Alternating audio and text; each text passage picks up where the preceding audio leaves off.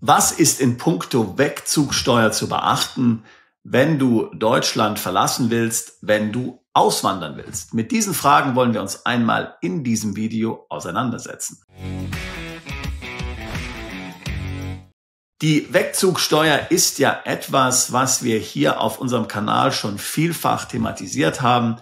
Sie ist eins dieser ganz großen Probleme, denen man so begegnet, wenn man Deutschland verlassen will, wenn man auswandern möchte. Viele sind sich dieser Wegzugsteuer gar nicht so wirklich bewusst und dann befassen sie sich auf einmal mit dem Thema Auswandern, befragen vielleicht einen Steuerberater und stellen dann mit Schrecken fest, oh mein Gott, da gibt es diese Wegzugsteuer. Das kann ja richtig teuer werden. Das ist ja eine richtige Strafe, mit der ich hier belastet werde, wenn ich Deutschland verlassen muss. Das ist eine bittere Realität, mit der sich manche dann leider viel zu spät auseinandersetzen oder auch gar nicht auseinandersetzen. Wir haben schon von Personen gehört, die schon mehrere Jahre im Ausland waren und dann bekamen sie auf einmal einen Anruf vom deutschen Finanzamt. By the way, das Thema Wegzugsteuer ist ja bei Ihnen noch offen und jetzt wollen wir mal die Hand aufhalten und Sie dürfen mal richtig bezahlen. Vielfach war das dann so viel, dass den Betroffenen nichts anderes übrig geblieben ist, als nach Deutschland zurückzukehren und den Traum von der Auswanderung für immer aufzugeben. Du weißt ja vielleicht, die Wegzugsteuer hat ihren Ursprung in der sogenannten Reichsfluchtsteuer, die durch Brüning Ende der 20er Jahre eingeführt wurde.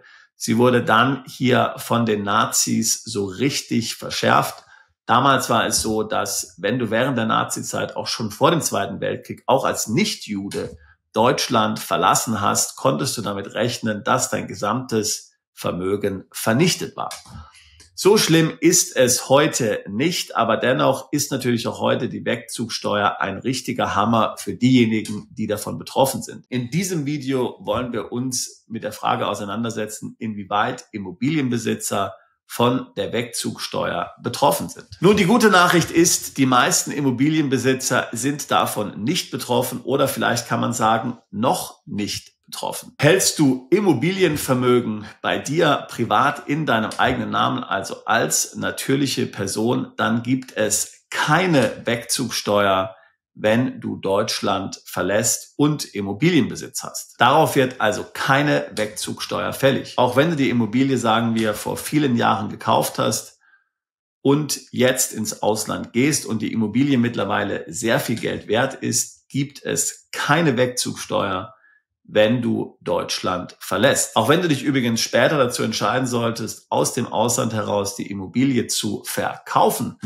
und du bist dann außerhalb der Spekulationsfrist, das heißt, du hast die Immobilie für mehr als 10 Jahre besessen, ist auch dann, auch wenn du im Ausland lebst, die Veräußerung in Deutschland steuerfrei. Aber Achtung, möglicherweise musst du dann den Veräußerungserlös in deinem neuen Wohnsitzstaat versteuern. Aber wie gesagt, das ist jetzt heute nicht das Thema. Wegzugsteuer in diesem Kontext gibt es jedenfalls keine. Ich habe ja vorhin gesagt, noch keine. Der deutsche Gesetzgeber hat beschlossen, ab dem 01.01.2025 ETFs und andere Voranteile im Privatbesitz der Wegzugsteuer zu unterwerfen. Jedenfalls dann, wenn du in einen einzelnen Fonds, zum Beispiel in einen einzelnen ETF, insgesamt mehr als 500.000 Euro einbezahlt hast. Sicherlich, das wird viele nicht betreffen, aber auf der anderen Seite muss man sagen, dass es sich hier um einen echten Kurswechsel handelt, um einen wirklichen Dammbruch sozusagen. Wer weiß, was da noch alles kommt. Vielleicht wird auch irgendwann mal Immobilienvermögen von der Wegzugsteuer betroffen sein. Momentan ist es, wie gesagt, so, wenn du Immobilien im eigenen Namen hältst, dann keine Wegzugsteuer. Das Gleiche gilt übrigens auch, wenn du Immobilien im Betriebsvermögen einer Personengesellschaft hältst, einer GmbH und Co. KG zum Beispiel oder aber einer GbR. Auch dann gibt es keine Wegzugsteuer, denn die Wegzugsteuer, sie ist nur fällig im Kontext von Kapitalgesellschaften. Wenn man also an einer Kapitalgesellschaft beteiligt ist, dann spielt das Thema Wegzugsteuer eine Rolle. Bei GbRs, GmbH und Co. KGs und ähnlichen Personengesellschaften also ebenfalls keine Wegzugsteuer. Wobei es hier andere steuerliche Risiken geben kann, die du mit deinem Steuerberater besprechen solltest. Aber darauf wollen wir jetzt hier nicht weiter eingehen. Es bleibt also der Fall der Kapitalgesellschaft. Was ist nun, wenn du Immobilien in einer Kapitalgesellschaft hältst? Oder auch, wenn du eine Holdingstruktur hast, an der ganz oben eine Kapitalgesellschaft steht. Sagen wir mal, du hast mehrere GmbH und Co. KGs, denen Immobilien gehören, und eine GmbH ist jeweils die Kommanditistin dieser GmbH und Co. KGs. Das wäre ein solches Beispiel. Also immer dann, wenn letztlich ganz oben in der Beteiligungsstruktur eine Kapitalgesellschaft steht, GmbH, UG, AG, übrigens auch eine ausländische Kapitalgesellschaft, denn die deutsche Wegzugsteuer bezieht sich auch auf ausländische Gesellschaften. Immer dann bist du möglicherweise vom Thema Wegzugsteuer betroffen. So, was ist nun eigentlich diese Wegzugsteuer? Tatsächlich ist es keine eigene Steuerart, es ist eine Spielart der Einkommensteuer. Es wird, wenn du an einer Kapitalgesellschaft im In- und Ausland zumindest 1% beteiligt bist, hier ein Verkauf dieser Gesellschaft fingiert. Das heißt, du musst also eine Steuer bezahlen auf den fiktiven Veräußerungsgewinn. Ich gebe dir ein Beispiel. Du gründest eine GmbH mit 25.000 Euro Stammkapital. Nach 10 Jahren ist diese GmbH 500.000 wert. Du verlässt Deutschland, dann musst du auf die 475.000 Differenz Wegzugsteuer bezahlen. Dann sind die 475.000 der fiktive Veräußerungserlös. Diesen musst du nach Halbeinkünfteverfahren versteuern. Also es werden so ungefähr 1/3, rund 30% Steuern fällig. Warum ist das so, wirst du jetzt fragen. Nun, das hat folgenden Grund. Deutschland hat mit rund 100 Ländern sogenannte Doppelbesteuerungsabkommen abgeschlossen und es ist praktisch in allen DBAs so, dass dem neuen Wohnsitzland dann das Besteuerungsrecht zufällt, wenn du deine Gesellschaft verkaufst. Also sagen wir mal, du ziehst als GmbH-Besitzer nach Norwegen. Die GmbH bleibt in Deutschland. Die zieht nicht nach Norwegen um. In unserem Beispiel nur du ziehst nach Norwegen um. Und 5 Jahre später, nachdem du jetzt 5 Jahre in Norwegen verkauft hast, entscheidest du dich, die GmbH zu verkaufen. Dann wird auf diesen Veräußerungserlös aus dem Verkauf der GmbH-Anteile in Norwegen Steuern fällig, nicht aber in Deutschland. Daher sagt Deutschland, gut, zu dem Zeitpunkt, wo du Deutschland verlässt, zu diesem Zeitpunkt werden wir dich besteuern, so als ob du diese Anteile verkaufen würdest, auch wenn du sie gar nicht verkauft hast. Wie gesagt, nochmal, es ist immer vorausgesetzt, dass die GmbH in Deutschland bleibt. Die GmbH zieht nicht um. Du bist derjenige als Gesellschafter der GmbH, der umzieht. Das löst die Wegzugsteuer aus. Wann wird die Wegzugsteuer nicht fällig? Die Wegzugsteuer wird dann nicht fällig, wenn du nur temporär ins Ausland gehst, zunächst 7 Jahre, möglicherweise 12 Jahre. Wenn du nachweisen kannst, dass du nur die Absicht hast, temporär zu gehen, wird keine Wegzugsteuer fällig. Allerdings wird das Finanzamt dann eine sogenannte Sicherheitsleistung von dir wollen. Sagen wir mal, die Wegzugsteuer würde sich belaufen auf 100.000 Euro.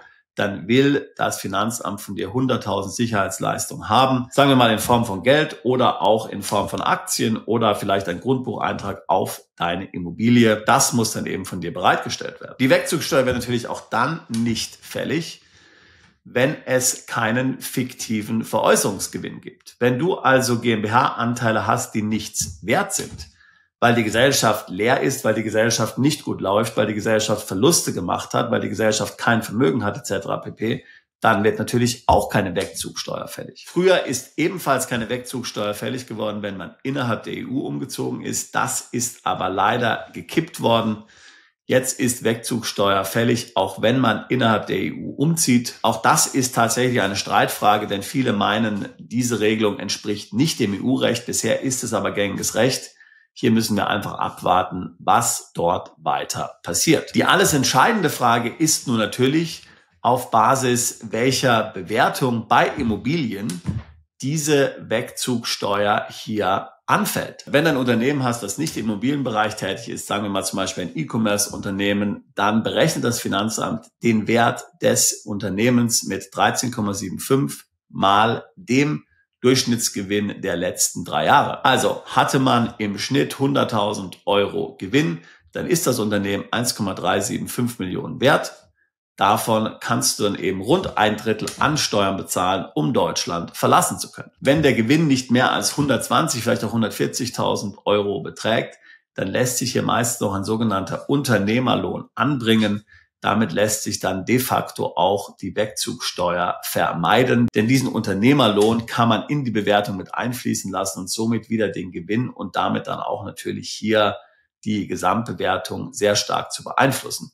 Allerdings ist das natürlich bei Immobilienunternehmen nicht der richtige Wert, diese sogenannte vereinfachte Ertragswertmethode für die Wertermittlung anzuwenden. Hier würde man nach dem Substanzwert gehen. Also wie viel die Immobilie wert ist, abzüglich aller Verbindlichkeiten. Nehmen wir mal an, du hast im Jahr 2000 eine GmbH gegründet mit 25.000 Euro.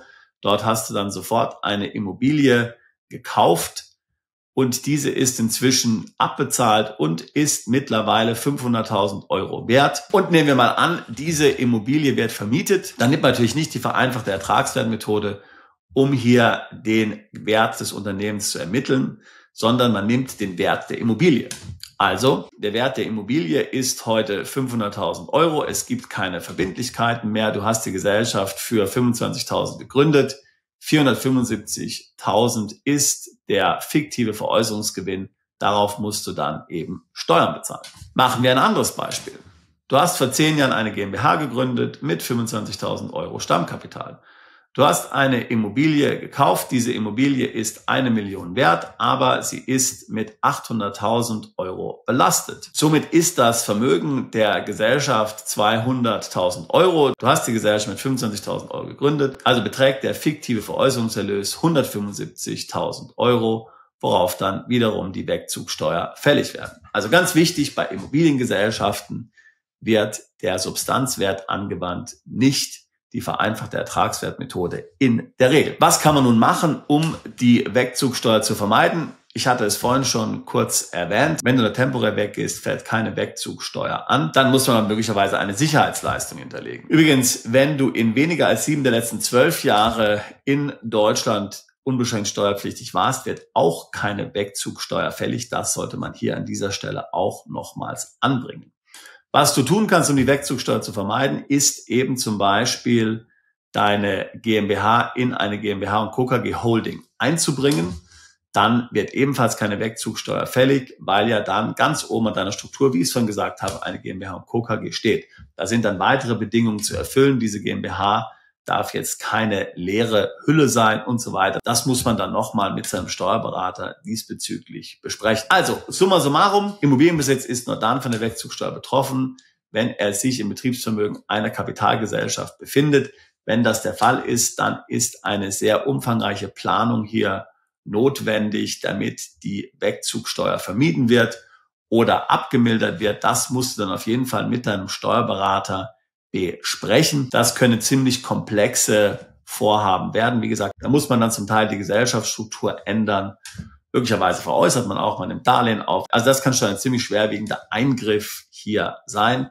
Das lässt sich leider nicht übers Knie brechen. Das heißt konkret, du musst deine Auswanderung sehr genau planen, wenn dein Immobilienbesitz sich in einer Kapitalgesellschaft befindet. Wenn auch du vorhast auszuwandern und dich der Schuh drückt in puncto Wegzugsteuer oder in einem anderen Bereich hinsichtlich Wegzug und Steuern, würde ich mich freuen, mit dir ein Beratungsgespräch zu führen. Link dazu packe ich hier in die Beschreibung zu diesem Video mit hinein. Wir tun seit fast 20 Jahren nichts anderes, als Mandanten genau zu den hier genannten Fragen zu beraten.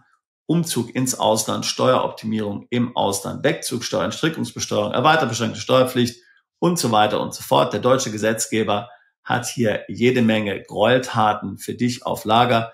Wir arbeiten mit hervorragenden Rechtsanwälten und Steuerberatern in Deutschland zusammen, die hier mit uns gemeinsam und dir die optimale Lösung für dich finden und die Steuer so gering als nur legal möglich halten. Ich würde mich freuen, auch dich alsbald zu unserer Mandantschaft zählen zu können. Bist du Unternehmer, Freiberufler oder Investor? Zieht es dich schon lange ins Ausland? Mach heute den ersten konkreten Schritt in eine Zukunft mit mehr Geld und mehr Freiheit. Buche ein Beratungsgespräch mit Sebastian und seinen Kollegen. Unsere Kanzlei unterstützt Mandanten wie dich dabei, deine Steuerlast legal zu reduzieren, Vermögen aufzubauen und zu schützen und deine persönliche Freiheit zu maximieren. Profitiere jetzt von unserem Fachwissen und unserem Netzwerk. Gehe zu mandatierung.com und werde Mandant unserer Kanzlei.